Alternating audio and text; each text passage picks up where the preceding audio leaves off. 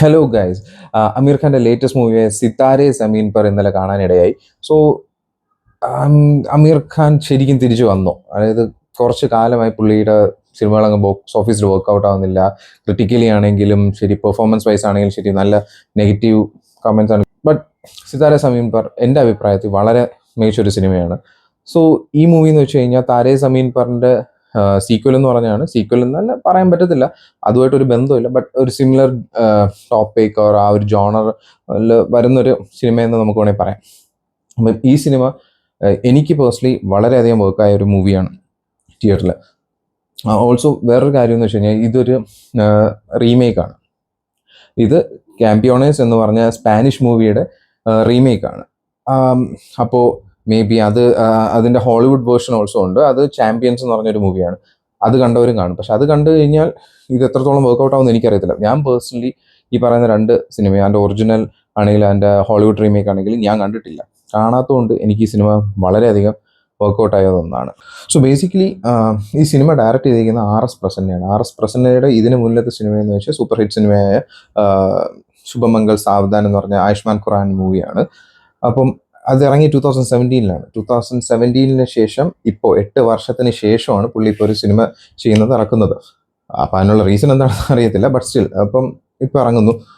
അത് റീമേക്ക് മൂവിയാണ്. But still പുള്ളി നല്ല വൃത്തിയായിട്ട് അടിപൊളിയായിട്ട് ചെയ്തിട്ടുണ്ട്. നമുക്കത് സ്ക്രീനിൽ കാണാൻ തന്നെ നല്ല രസമാണ്. നല്ല ഭംഗിയായിട്ട് ചെയ്തിട്ടുണ്ട്. ഞാനിവിടെ നല്ലൊരു വലിയ സ്ക്രീനിൽ തന്നെയാണ് കാണാൻ പറ്റിയത്. സൗണ്ട് എഫക്ട്സ് എല്ലാം. സോ അതെല്ലാം പക്കയായിരുന്നു. ശങ്കർ റഷൻ ലോയുടെ മ്യൂസിക് ആയിരുന്നു. അവർ അടിപൊളിയായിട്ട് ചെയ്തിട്ടുണ്ട്. എനിക്ക് ബാക്ക്ഗ്രൗണ്ട് സ്കോർ പ്രത്യേകിച്ച് എടുത്ത് പറയേണ്ടതാണ്. നൈസായിരുന്നു. ആ ഒരു ഇമോഷണൽ സീൻസിനെയൊക്കെ എലിവേറ്റ് ചെയ്ത് കൊണ്ടുപോകുന്നു. എനിക്കത് നല്ല ഇഷ്ടപ്പെട്ടു. പക്ഷേ സോങ്സിൻ്റെ കാര്യം പറയുകയാണെങ്കിൽ നമ്മളിപ്പം താരേ സമീൻ പറിലും ഇവർ തന്നെയാണ് ചെയ്തത്.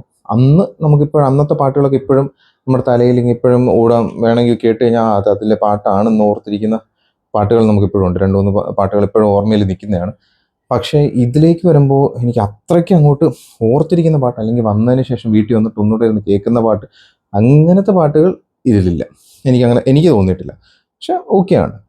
ഇനി സിനിമയുടെ കഥയെന്ന് പറയുമ്പോഴത്തേക്കും ഭയങ്കര സിമ്പിൾ കഥയാണ്. അമീർ ഖാൻ എന്ന് പറയുന്ന ഷോർട്ട് ടെമ്പേർഡ് ആയിട്ടുള്ള കുറച്ച് അലസനായിട്ടുള്ള ഒരു ബാസ്കറ്റ് ബോൾ കോച്ചാണ്. അപ്പം പുള്ളി ഒരു ഡ്രങ്ക് ആൻഡ് ഡ്രൈവ് കേസിൽ വരുമ്പോഴേക്കും പുള്ളിക്ക് കോടതിയിൽ നിന്ന് വിധി വരുന്നത് ഈ ഒരു ബാസ്കറ്റ് ബോൾ ടീം, അതായത് ഡൗൺ സിൻഡ്രോം ഉള്ള ഒരു പ്ലെയേഴ്സിൻ്റെ ബാസ്കറ്റ്ബോൾ ടീമിനെ കോച്ച് ചെയ്യണം 3 മാസത്തേക്ക്. അതാണ് പുള്ളിക്ക് കൊടുത്തിരിക്കുന്ന ശിക്ഷ. നമ്മളത് ട്രെയിലറിൽ തന്നെ കാണിക്കുന്ന സംഭവമാണ്.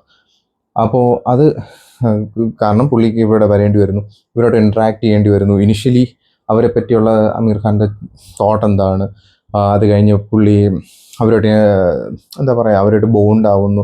അറ്റ് ദ സെയിം ടൈം സപ്ലോട്ട് എന്നുള്ള രീതി അമീർ ഖാൻ്റെ അമ്മയായിട്ടുള്ള ഒരു കോമ്പിനേഷൻ സീൻസൊക്കെ ഭയങ്കര രസമാണ്. നമുക്ക് നല്ല ഡയലോഗ്സും കൗണ്ടറും നല്ല കോമഡി സീൻസും എല്ലാം ഉണ്ട്. അതേപോലെ ജനീലിയാണ് അമീർ ഖാൻ്റെ വൈഫായിട്ട്. കുറേ കാലത്തിന് ശേഷമാണ് എനിക്കൊന്ന് ജനീലിയെ ബിഗ് സ്ക്രീനിൽ ഇങ്ങനെ ഒരു ലീഡ് റോളിൽ കാണുന്നത്. ഭയങ്കര റോളൊന്നുമില്ല, ബട്ട് സ്റ്റിൽ ഉള്ളത് അത്രയും നല്ല രസമായിട്ട് ചെയ്തിട്ടുണ്ട്. അതേപോലെ അവരുടെ കോമ്പിനേഷൻ സീൻസ് ആണെങ്കിലും വളരെ നന്നായിട്ടുണ്ട്. അപ്പം അവരുടെ ഇടയിലെ പ്രശ്നങ്ങളും അതൊക്കെയാണ് സബ്പ്ലോട്ട് വരുന്നത്. പക്ഷെ അത് ഇതിൻ്റെ കൂടെ ഇങ്ങനെ ഒഴുക്കിനിങ്ങനെ പോകുന്നു. അതെങ്ങനെ ഡെവലപ്പ് ആവുന്നു, അതെങ്ങനെ ബെറ്റർ ആവുന്നു, അവരുടെ പ്രോബ്ലംസ് എങ്ങനെ സോൾവ് ആവുന്നു, അങ്ങനെയാണ് കഥ പോകുന്നത്. ആക്ടിങ് വൈസ് നോക്കുകയാണെങ്കിൽ എനിക്ക് ലാൽ സിംഗ് ചഡ്ഡയിൽ കാണിച്ച അമീർ ഖാൻ എന്ന് പറഞ്ഞാൽ PK-യിലുള്ള അമീർ ഖാൻ അതേപോലെ എടുത്ത് വെച്ചിട്ട് സർദാർജിയുടെ തൊപ്പിയൊക്കെ കുറിച്ച് കഴിഞ്ഞാൽ ലാൽ സിംഗ് ചഡ്ഡയിലെ അമീർ ഖാനെ. പക്ഷേ ഇതിലേക്ക് വരുമ്പോൾ ഓൾമോസ്റ്റ് PK ഹാങ് ഓവർ മാറ്റിയിട്ടുള്ള അമീർ ഖാനെ കാണാൻ പറ്റും. ബട്ട് എന്നാലും ചില സീൻസിൽ ഇപ്പോഴും പുള്ളിയായിട്ട് ആ പഴയ എക്സ്പ്രഷൻസൊക്കെ, PK-യിലെ എക്സ്പ്രഷൻസ് പുരുകം പൊക്കിയിട്ടൊക്കെ ഉള്ള ഒരു എക്സ്പ്രഷൻ ഇടയ്ക്കിടയ്ക്ക് വരുന്നുണ്ട്. പക്ഷേ ബട്ട് സ്റ്റിൽ ഇമോഷണൽ സീൻസ് ആണെങ്കിലും ബാക്കി സീൻസിലെല്ലാം നല്ല കണക്റ്റ് ആവുന്നുണ്ട്. എനിക്ക് തോന്നുന്നു ലാസ്റ്റ് ഞാൻ തിയേറ്ററിൽ പോയി കണ്ട അമീർ ഖാൻ സിനിമ പോലും PK ആണ്. അതിനുശേഷം ഇത് കാണണമെന്ന് നല്ല ആഗ്രഹിച്ച് പോയി കണ്ടു. എനിക്ക് വളരെയധികം ഇഷ്ടപ്പെട്ടു. വർക്കൗട്ടായി. ഫാമിലിയുടെ കൂടെ ഇരുന്ന് ഒരു എന്താ പറയുക, ഒരു കോമഡി, ഒരു ചെറിയ ഇമോഷണൽ സീൻസ്, ഇമോഷണൽ കണക്ഷനൊക്കെ തോന്നുന്ന ഒരു ഫീൽ ഗുഡ് മൂവി. ഒരു നല്ല അമീർ ഖാൻ ഫാൻ ആണെങ്കിൽ എന്തായാലും വിഷമമാവില്ല. അമീർ ഖാൻ്റെ ഒരു കംബാക്ക് എന്നൊക്കെ നമുക്ക് പറയാൻ പറ്റുന്ന ഒരു സിനിമ തന്നെയാണ്. നമുക്ക് കാണാം. Give it A watch. എന്തെങ്കിലും ഉണ്ടെങ്കിൽ കണ്ടിട്ട് നിങ്ങളുടെ സൈഡിലെ അഭിപ്രായങ്ങൾ കമൻറ്റ് ബോക്സിൽ പറഞ്ഞാൽ മതി. Okay, thank you.